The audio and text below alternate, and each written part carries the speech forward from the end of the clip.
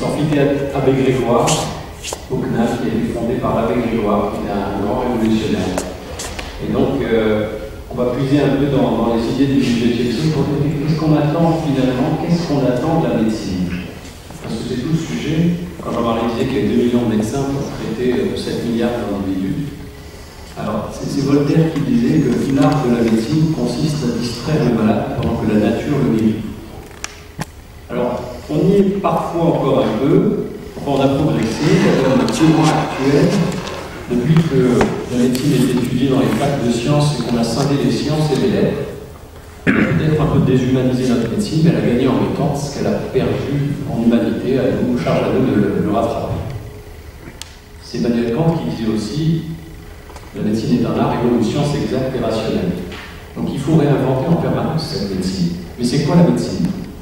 La médecine, c'est l'ensemble des connaissances scientifiques et de tous les moyens qui sont pour soulager, prévenir et traiter des maladies, des blessures ou des infirmités. C'est-à-dire qu'avec des mots on soigne, avec des mots on tue. Donc nul besoin de maîtriser des grandes technologies pour parler d'un acte médical. Je crois que l'acte médical est à la portée de beaucoup de soignants. Il n'y a pas de raison que la médecine prenne la santé, mais chacun doit se considérer responsable et engagé dans une vision de la santé qui soigne. Donc ça, c'est important. Alors, on va rentrer un peu dans le sujet de comment on peut faire pour considérer la santé différemment. Je vais prendre un exemple comme chacun, parce que d'abord c'est plus ludique et pédagogique, mais c'est aussi le lab de la chaire en santé intégrative, qui est l'Institut Raphaël. Donc Raphaël, c'est l'ange de la guérison.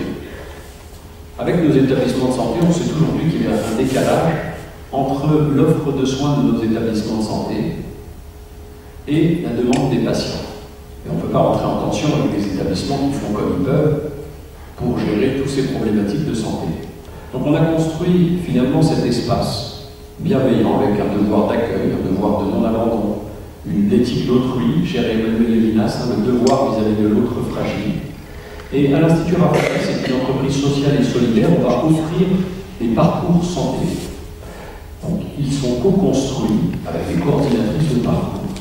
Et chaque patient pendant et après cancer, et on va voir qu'en étend ça aux maladies chroniques, on va pouvoir co-construire un parcours qui est orienté vers la nutrition, les émotions, l'activité physique, le bien-être, le retour à l'emploi.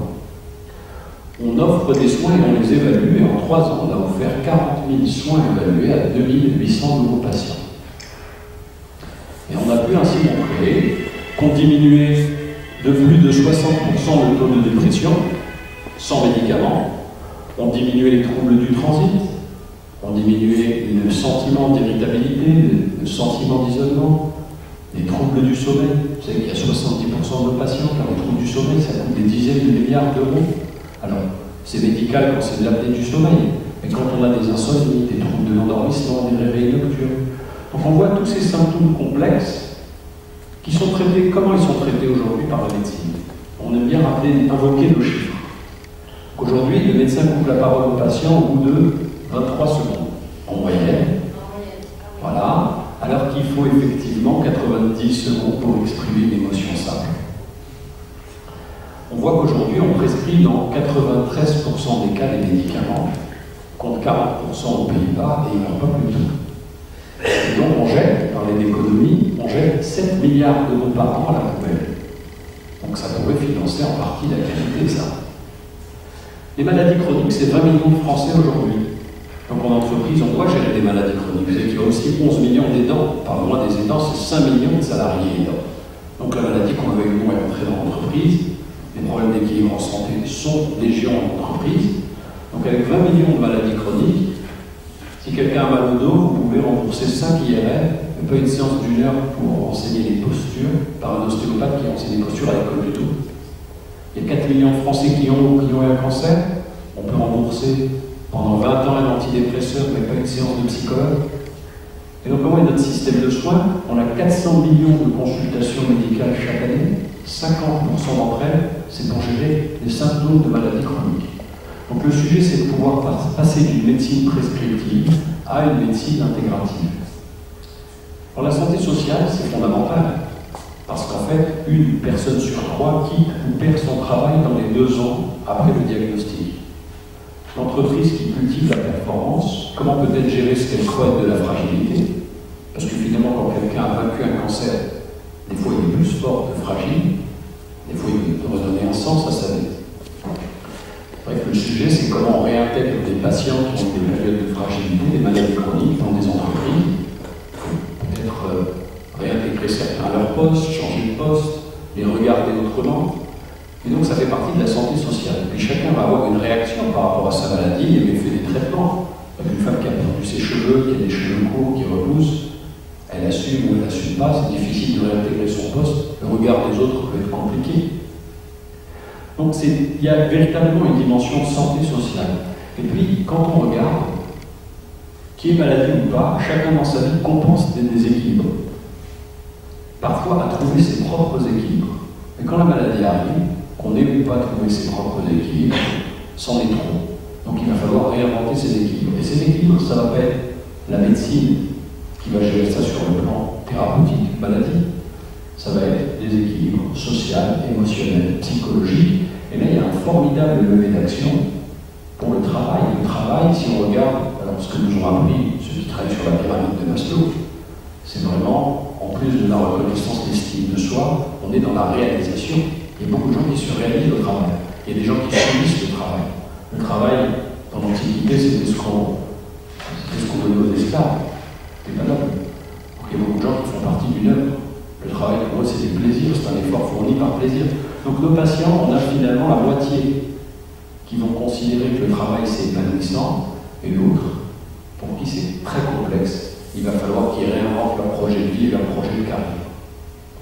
Ensuite, dans ces dimensions de la santé sur lesquelles, en entreprise, on pourrait aussi avoir une action, une réaction, on a parlé de santé environnementale. Alors, il y a avoir aussi chez nous qui s'occupe de prévention. C'est qu'aujourd'hui, 40% des cancers sont évitables. Et 80% des maladies cardiovasculaires sont évitables. Mais on n'a que 3% des budgets qui sont alloués à la prévention. Donc, il y a une insuffisance d'allocation. Et si on travaillait sur les mêmes facteurs de risque que sont le tabac, l'alcool, la sédentarité et le surpoids. Donc la santé environnementale, c'est fondamental. On parle de santé environnementale, c'est très important parce que quand on prend, par exemple, on a 3 millions de salariés en France qui sont soumis à une toxicité sonore. Vous savez que le restaurant paisible, c'est 50 décibels, le marché animé, c'est 60 décibels, et on dit qu'à partir de 55 décibels, vous multipliez par 3 votre risque cardiovasculaire. Donc il y a beaucoup de gens qui subissent cette toxicité. Donc finalement, cette santé environnementale, on va la concevoir, la santé en général, de 2 manières. On va avoir toute l'innovation scientifique qui va travailler sur les prédispositions individuelles, ce qu'on appelle le génome. On lit les gènes, on séquence les gènes. Et finalement, est-ce qu'on est programmé ou façonné par notre environnement? Probablement un peu des deux. Tout n'est pas génétique. Donc il y a le génome et il y a ce qu'on appelle en contrepartie l'exposome. Et dans l'exposome, vous avez 2 histoires. Vous avez les facteurs environnementaux de l'environnement et les facteurs comportementaux et toute la dynamique psychosociale.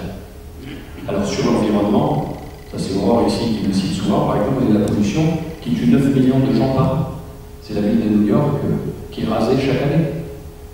Donc la pollution, c'est un vrai sujet. La santé environnementale, c'est un vrai sujet. Donc cette prévention peut être enseignée, le bruit, la pollution, l'exposome, les dynamiques psychosociales, tout le travail sur les facteurs de risque, le tabac, l'alcool, il y a 37 millions de Français inactifs. Donc la motivation pour aller faire du sport, l'apprentissage, le goût de l'effort, la santé nutritionnelle, tout le monde mange en entreprise ou ailleurs, matin, midi et soir. Je finirai juste pour parler de cette nutrition. Vous savez, quand les gens sont malades, ils viennent nous dire « Mais docteur, qu'est-ce que j'ai fait ?» Et avant, qu'est-ce que j'ai fait, ça veut dire « Mais qu'est-ce que j'ai fait au bon Dieu ?» Parce que la maladie, c'était vécu comme une punition divine pour expier ses fautes. Maintenant, les gens, quand ils nous disent ce que j'ai fait, dans notre atmosphère laïque, c'est qu'est-ce que j'ai pas fait? Qu'est-ce que je devrais faire? Est-ce que je dois manger sans sucre, cétogène, sans soja, jeûner, bio? Et donc c'est très important, la culture dans la nutrition, la prévention Donc on voit que ces thématiques de la santé, elles n'appartiennent pas à l'hôpital, c'est de l'éducationnel. Et ces maladies chroniques, c'est 20 millions de Français qui ont des maladies chroniques. Alors l'endométriose récemment, mais les insuffisances respiratoires, il y a 9 millions de Français qui ont une dépression à un moment, qui ont des dépressions chroniques, les insuffisances cardiaques, les cancers, et les aidants et leurs familles. Donc on voit qu'aujourd'hui, toute la société doit s'approprier les problématiques en santé. Il y a, comme vous l'avez dit, la nécessité d'une refonte de l'éducation, bien sûr, l'éducation sanitaire et l'éducation sociale, mais il faut aussi des outils et des leviers. Et en entreprise, on devrait muscler, finalement, parce que les gens vivent en entreprise, cette approche en santé. Donc, faire un plan santé, investir dans les hôpitaux, c'est certainement pas suffisant. On a besoin d'hôpitaux efficients, mais on a besoin que, finalement, chacun se saisisse de ces problématiques, d'intégrer toutes les compétences. Merci.